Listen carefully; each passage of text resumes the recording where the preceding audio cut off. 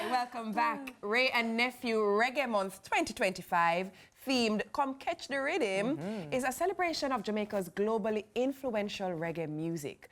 Now, in its 17th staging, the activities will pay tribute to reggae legends, it will spotlight contemporary artists, and pave the way for, or rather, the genre's future. Events will be spread beyond Kingston, with Negril hosting major concerts, while international partners extend celebrations abroad. So here to tell us all about the month's celebrations, our Executive Director at the Jamaica Cultural Development Commission, JCDC, Mr. Lenford Lenny Salmon, and Brand Manager J. Wray and Nephew Limited, Kerry and Brian. Good morning. Welcome to you both. Good morning. First of all, Kerry, are we doing rum in the morning? I'm kidding. You don't answer that. You won't be surprised later on. I love that. But let's talk about a bit first. Lenny, let me come to you. The significance of Reggae Month. Obviously, you have a partner on board, which is great, but let's talk about the month. Well, I was actually looking for a sign to write before I come on. I want justice. Because to bring me on after people like Steve Golden and Ewan Simpson that talk out the whole Reggae Month. But it's really significant for Jamaica. One of the things, I want to reflect on something that Ewan said. Jamaica is more about known for our culture. And accommodation. And it's a cultural destination rather than an accommodation destination. And the sooner we pick up on that, you guys spoke about it. I've had the privilege of having gone to a few countries. Nobody asks me nothing more than about the music. The first thing, Jamaica, Bob Marley. Yes. Right, so it's significant for us. The whole essence of Reggae Month is really a tourism activation, actually, because we want to invite people to Mecca, to Reggae Mecca. The best place to enjoy the music is where the music born, where the music was developed. And we want people to come. We want people. Exactly. My goodness me. February 7th. I love it. I didn't know that feature before. She was listening to us. You know, we were seeing in the intro so many different events coming up, so many things happening. It's not just in Kingston alone. What are some of the must-attend events? We have what we call the core events. And we kick off with the Bob Marley concert, the Tribute to Bob concert in Emancipation Park, and that has grown beyond recognition. The park is just jam-packed on Bob Marley Day now, and it goes to the world. But primarily on Bob Marley's YouTube channel. It goes across the world. So there's that big one for us. And then the other big one actually closes out the month on the 28th with the Reggae Gold Awards, where, in essence, where you spoke about, where we must celebrate, we must honor, we must recognize the people who gave birth to the music. And so what we do is to use that occasion to recognize them and to honor them. But a special thing about it this year is that we've developed a series which we call a Reggae Icon with the Reggae Symphony Orchestra. We did it with Sizzler, and this year we're doing it with the Queen of Reggae, Marcia Griffiths.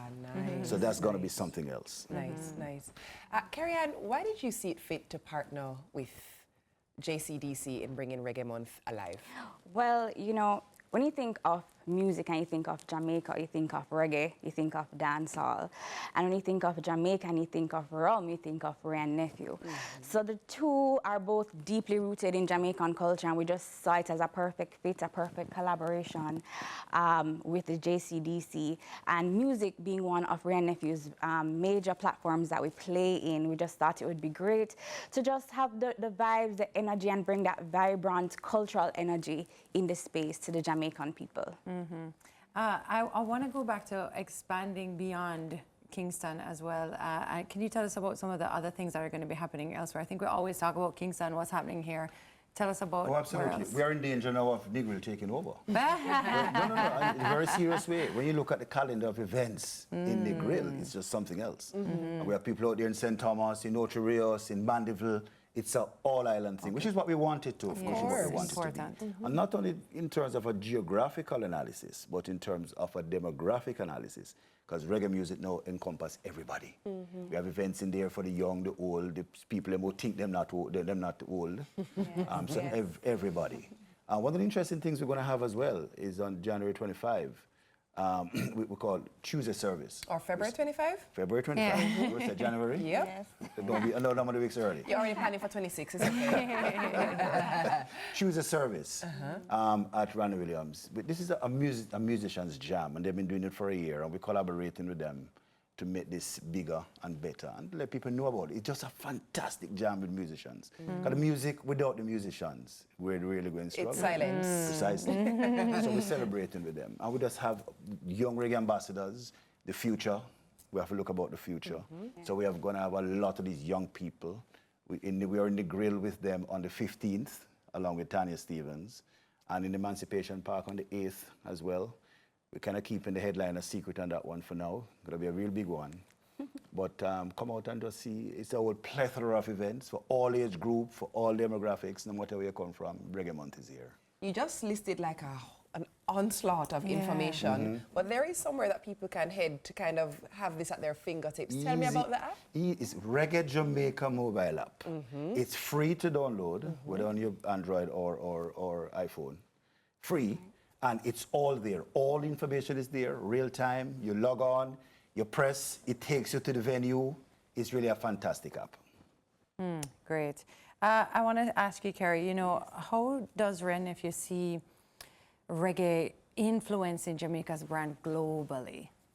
Well, you know, reggae is so synonymous with Jamaica. You know, from the little girl at school, she knows a Bob Marley song, to, you know, tourists who visit the country. Bob Marley is still relevant today, and I just see it continue being a global staple for us. You know, many people come to Jamaica for reggae music, and I think it will continue to grow just with the legends and even the upcoming young artists today. Yeah, for sure. Great. So many things The happening. music is such a fantastic music. One of our bassist normally tells us, and Steve talked about the bass line and so on and so forth. Like, Robbie, one of the things that Robbie said years ago is, the music is the closest thing to the heartbeat. It is. Yes. Yeah? And Yes. even Chris Blackwell said it's the most powerful music. There's no other music that galvanizes people.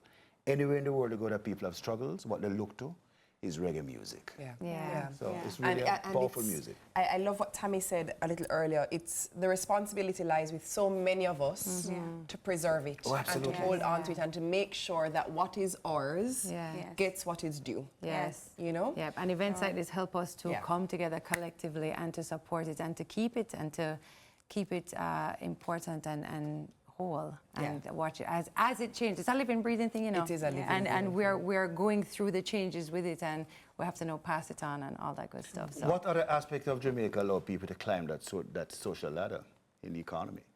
Look at the amount of people who have become affluent even out of the music. Absolutely. For sure. It's amazing. Thank you so much for being here with us this morning. I can download the app because I can't remember all of the things that we just said. But I have a lot of things to do in February. We're going to be busy. Indeed. Our guests, I digress.